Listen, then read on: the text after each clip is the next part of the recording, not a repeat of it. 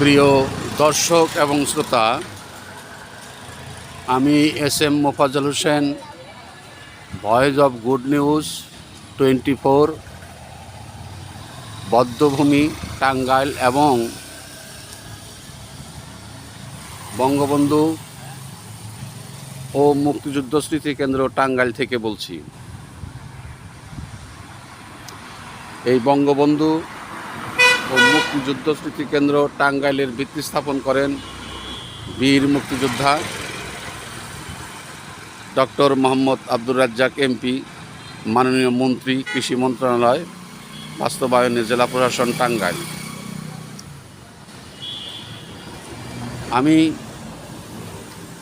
আজকে আপনাদের সম্মুখে এমন একজন লোকের বিষয়ে কথা বলবো, যে লোকটি অত্যন্ত মনোকষ্ট এবং দুঃখের পাহাড় নিয়ে প্রতিদিন এই টাঙ্গাইল শহরে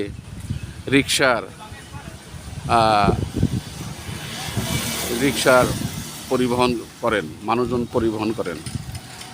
আমি এখন দাঁড়িয়ে আছি টাঙ্গাইল জেলা সদর হতে লিং রোড। এই রাস্তাটি বরাবর টাঙ্গাইল ডিস্ট্রিক্ট কোর্ট হয়ে সরাসরি চলে গেছে ঢাকা, জামালপুর, শেরপুর, ময়মনসিংহ রোডের সাথে সংযুক্ত হয়েছে। আমি আপনাদেরকে কিছুক্ষণ আগে যে কথাটা বলেছি, আমি এখন যার সাথে কথা বলবো ওনার, আচ্ছা কাকা, আপনার নামটা কি? মোহাম্মদ জামাল। আপনার বাড়ি কোথায়? ও, এই কুচবাড়ি। আচ্ছা আচ্ছা আচ্ছা। আপনি কতদিন যাবত রিক্সা চালান? 25 বছর যাবত আপনি রিক্সা চালাচ্ছেন, তারপরও আপনি এখনও রিক্সা চালাচ্ছেন এই বয়সে। আপনার বয়স কত? বয়স প্রায় 60 কাছে। 60 বছর বয়সে আপনি রিক্সা? 11 বছর। ও, মুক্তিযুদ্ধের সময় আপনার বয়স 11 বছর। আচ্ছা আচ্ছা আচ্ছা। আপনি কেন রিক্সা চালান? পারে শহরে দাম, অনেক যে অটো রিক্সা চালাই। আচ্ছা আচ্ছা আচ্ছা। আগে পায়ে রিক্সা চালাইতেন? জি। কেন আপনি এই বয়সে আপনি এখনো রিক্সা চালান কেন? আপনার জমি জমা নাই? আমার জমি জমা নাই, খালি শুধু একটু পারে আছে। আচ্ছা আচ্ছা। একটা পোলার ছিল তাহলে নি। আপনার ছেলে মারা গেছে? একটা ছেলে আছে। আচ্ছা, কিভাবে আপনার ছেলে মারা গেল? কি হয়েছিল বলেন? আপনি কান্নাকাটি করবেন না, আপনি বলেন, আমার সাথে বলেন। আপনি স্ট্রোক করে মারা গেছে। দর্শক, ওনার নাম মোহাম্মদ জামাল উদ্দিন। উনি 25 বছর যাবৎ এই টাঙ্গাইল শহরে আগে পায়ে চলা রিক্সা চালাতেন। এখন উনি এই ব্যাটারি চালিত রিক্সা চালান। ওনার আপনার ছেলে মেয়ে কয়জন? 2 মেয়ে, 1 ছেলে। আচ্ছা, মেয়েরা কি আছে, বেঁচে আছে? মেয়েদের কি বিয়ে দিছেন? আচ্ছা, ভালো কাজ করছেন। এখন আপনার বাড়িতে শুধুমাত্র আপনারা 2 জন নাকি? আমরা 2 জন, গর্বের জন্য আর নাতি আছে। ছেলে বিয়ে করেছিলাম। ও, যে ছেলেটা মারা গেছে তার ঘরে নাতি ছিল, সেই নাতিটা আছে আপনার কাছে? আচ্ছা, বেশ ভালো। আচ্ছা, আপনি ওই এতদিন যাবত আপনি রিক্সা চালান কেন? আপনি কি কষ্ট করছেন আপনার জীবন, যে এত কষ্ট করলেন কেন? নাই কিছু, আপনার সম্পদ নাই, জমি জায়গা জমিন নাই। আচ্ছা আচ্ছা। নিজের কামাই করে খান লাগছে, কি করবো? আচ্ছা। আমার একটু যে খুব কষ্ট কিনে পুরোটা বাইরে পাঠিয়েছিলাম, তা অনলাইনে গেছে গা। তো এখন আপনি চলবেন কিভাবে? এই রিক্সা চালাই চলবেন? বুদ্ধি নেই আমার। যে আপনি যে রিক্সার মধ্যে যে বললেন যে আপনি খায়া না খেয়ে আপনি এই কথাটা বলেন তো একটু, দর্শকরা একটু শুনুন। ছোট কালে 1.5 টাকা কামলা, 1 টাকা কামলা বেশি আমি 8 কিনা 8 যাই রেন দেখাইতাম। ছোটকালে 8 যাই রান্না করে খাইছেন? 2-3 দিন না খেয়ে থাকতাম ওই সময় ছোটকালে। আচ্ছা আচ্ছা। তারপর আল্লাহ একটু বড় হাত করলো, বড় করলো, কামেরও শিখলাম, করলাম। মনে হয় আল্লাহ ভালো ছিলাম, আলহামদুলিল্লাহ।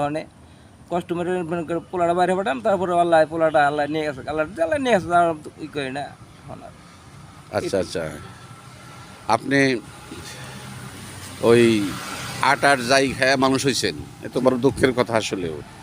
তারপরেও আপনি এত দূর পর্যন্ত আসছেন, আপনার বয়স 60 বছর না, এখনো আপনার ভাগ্যের চাকাটা আপনার এখনো ঘুরে নাই। বুঝতে পারছি।